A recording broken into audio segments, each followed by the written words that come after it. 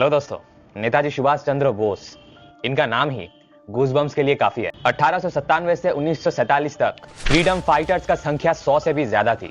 ये वो 100 से भी ज्यादा लोग थे जो अपने पहली सांस से आखिरी सांस तक देश की आजादी के लिए सोच रहे थे, और उन्हीं 100 में से एक नेताजी सुभाष चंद्र बोस। तो चलिए आज की इस वीडियो में ये पता लगाते हैं कि नेताजी सुभाष चंद्र बोस की क्या कंट्रीब्यूशन थी हमारी आजादी के पीछे। नेताजी सुभाष चंद्र बोस की इसी आखिरी यात्रा के बारे में पूरी डिटेल्स आपको देना चाहता हूं। उस वक्त भारत पर अंग्रेजों का राज था। आजकल के टेक्स्ट बुक में कुछ खास लिखा जाता नहीं है, उसमें सिर्फ ये लिखा जाता है कि सरकारी तौर पे सुभाष बोस की डेथ एक प्लेन क्रैश में हुई। करीब साथियों, नेताजी के बारे में बोलने के लिए इतना कुछ है। देखिए, आप में से ज्यादातर लोगों को पता नहीं होगा कि नेताजी सुभाष चंद्र बोस की आखिरी यात्रा कब थी, कहां थी और कैसे थी।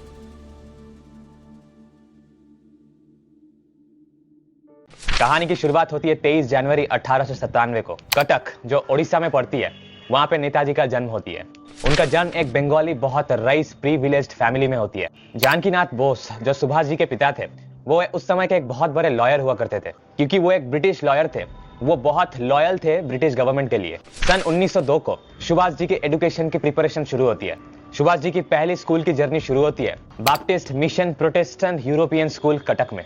इस स्कूल में इंडियन कोई भी लैंग्वेज को पढ़ाया नहीं जाता था, सिर्फ और सिर्फ Bible, British history, British geography और ब्रिटिश के बारे में ही सब कुछ। सुभाष जी की माता के नाम था प्रभाती देवी। सुभाष जी को लेके उनका और भी 13 भाई बहन हुआ करता था। सुभाष जी इस स्कूल में अपने 5 भाइयों के साथ पढ़ाई करते थे, और सुभाष जी को ये स्कूल पर्सनली उतना अच्छा नहीं लगता था, क्योंकि उस स्कूल में इंडियन से ज्यादा ब्रिटिशर्स हुआ करते थे, और ब्रिटिशर्स इंडियन का मजाक उड़ाते थे उस समय।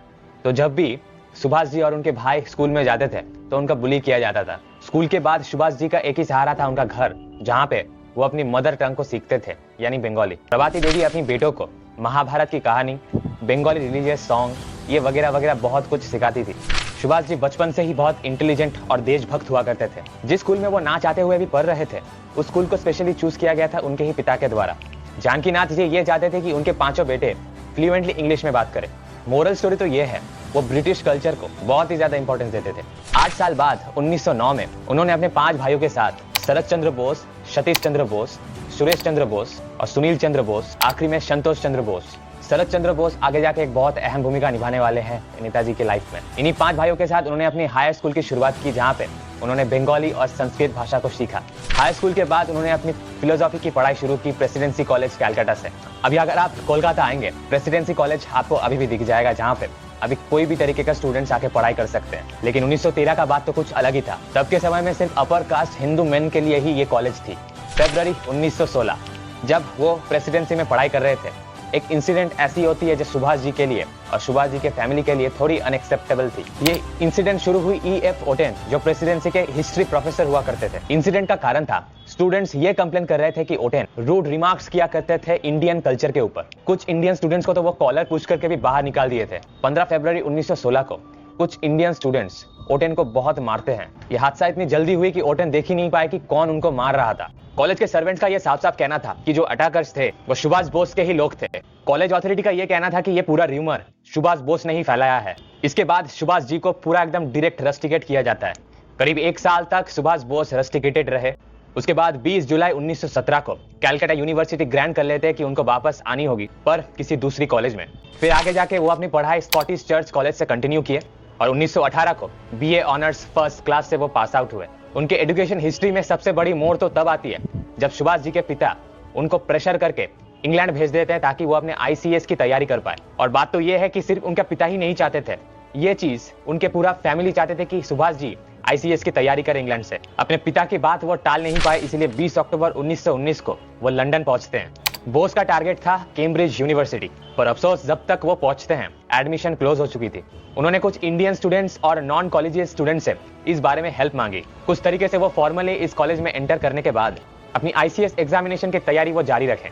टोटल 6 वैकेंसीज खुली थी ICS एग्जाम के लिए। अगस्त 1920 को Subhash ji open competitive exam देते हैं और चौथे स्थान प्राप्त करते हैं। इसके बाद आती है फाइनल एग्जामिनेशन, पर सुभाष जी डाउट में थे फाइनल एग्जाम के लिए। वो अपने फादर जानकीनाथ बोस और शरद चंद्र बोस यानी अपने भाई को लेटर्स लिखते हैं। कुछ समय बाद वो मन बना लेते हैं कि वो एग्जाम नहीं देने वाले। कुछ समय बाद शरद चंद्र बोस को वो एक लेटर भेजते हैं ये मेंशन करके कि वो फाइनल एग्जाम में नहीं बैठने वाले। इसके साथ साथ वो अपने फैमिली से और अपने पापा से माफी भी मांगते हैं। पर ऐसा नहीं कि उन्होंने एग्जाम ही नहीं दिया, अपने फैमिली की प्रेशर की वजह से उन्होंने एग्जाम दिया, पर आधे अधूरे मन से। आप उनके इंटेलिजेंस का अंदाजा यहीं पे लगा सकते हैं। आईसीएस जैसे एग्जाम जब वो आधे अधूरे मन से देते हैं, उसका रिजल्ट आती है, सुभाष जी 3rd पोजीशन पे आते हैं पूरे दुनिया में। इसके बाद एक इंसिडेंट आती है जब उनका डिप्लोमा दिया जाता है। डिप्लोमा सेरेमनी के दिन वो स्टेज में उठ के अपना डिप्लोमा ही एक्सेप्ट नहीं करते हैं। जी हाँ, एक्सेप्ट नहीं करते हैं।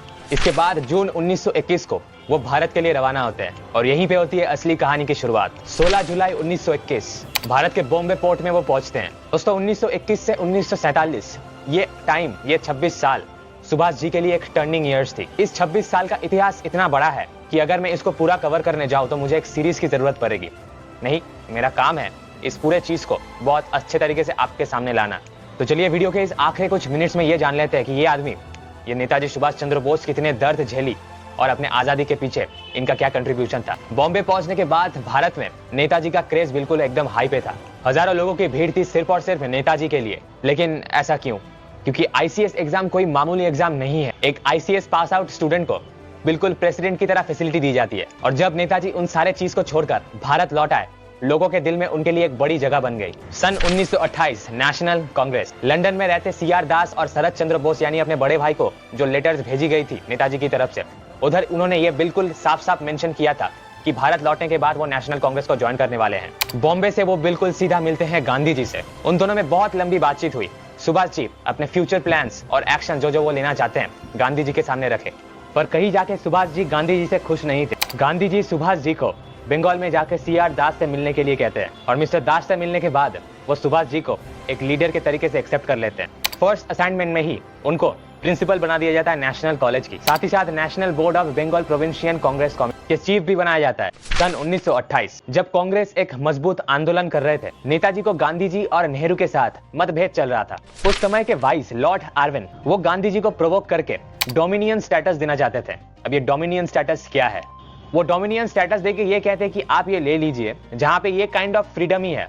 यहाँ पे आप अपनी सरकार भी चला सकते हैं और यहाँ पे आप इलेक्शन भी कर सकते हैं। लेकिन सुभाष जी इस बात से बिल्कुल भी सहमत नहीं थे। डोमिनियन स्टेटस यानी ऑटोनोमस फ्रीडम मिलने के बाद भी तब के भारत को ना तो कोई मिलिट्री पावर मिलती, ना कोई दूसरे देश से ट्रेड करने का मौका मिलता, और सब डिसीजन तब भी ब्रिटिश एम्पायर ही लेगी। और इस पूरे बात को समझाने में ही गांधी जी और नेताजी के बीच एक मतभेद चल रहा था। साथ ही साथ उसमें शामिल थे नेहरू भी। धीरे धीरे नेताजी का कद और भी बढ़ गई। नेताजी का अब एक ही मकसद था, ब्रिटिश को भारत से हटाना। दूसरी तरफ नेशनल कांग्रेस में तो कुछ और ही बात चल रही थी। गांधी जी नेताजी के इस मोटिव से बिल्कुल भी खुश नहीं थे। 1939 की समय आता है जब वर्ल्ड वॉर 2 चल रहा था और इस समय नेताजी जानते थे कि वर्ल्ड वॉर 2 में ब्रिटिश बिजी रहेंगे और यही सबसे अच्छा समय है उनको हराने का। 1939 को नेशनल कांग्रेस अरेंज करते हैं प्रेसिडेंट इलेक्शन, और प्रेसिडेंट इलेक्शन में नेताजी का रिलेशन तो थी, पर गांधी जी और नेहरू नहीं चाहते थे कि नेताजी जीते। गांधी जी नेताजी को दिल से पसंद तो करते थे, पर क्योंकि उनका बात मिलता नहीं था एक दूसरे से, इसलिए बात नहीं बनती थी। इसलिए इस इलेक्शन के लिए एक नया पर्सनालिटी को लाया जाता है जिसका नाम है सीतारमैया। गांधी जी का यह साफ साफ कहना था कि सीतारमैया का जीत ही उनका जीत है।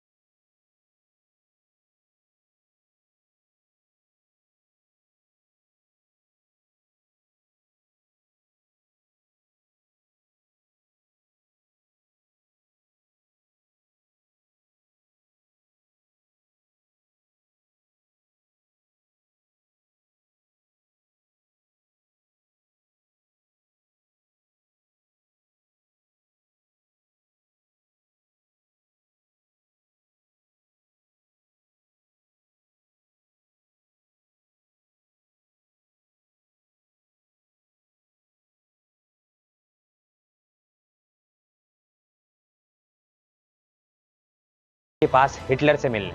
नेताजी की डेथ मिस्ट्री, जो कि आज भी एक बहुत बड़ी मिस्ट्री ही रही, इस वीडियो में पूरा इसको कवर करना बहुत ज्यादा मुश्किल है। तो इस मिस्ट्री के बारे में किसी और वीडियो में बात होगी। आशा करता हूं आपको ये वीडियो पसंद आया होगा। अगर पसंद आई है तो कमेंट में बताएं आपकी राय, और इस वीडियो को लाइक कर दे, चैनल को सब्सक्राइब कर दे। धन्यवाद।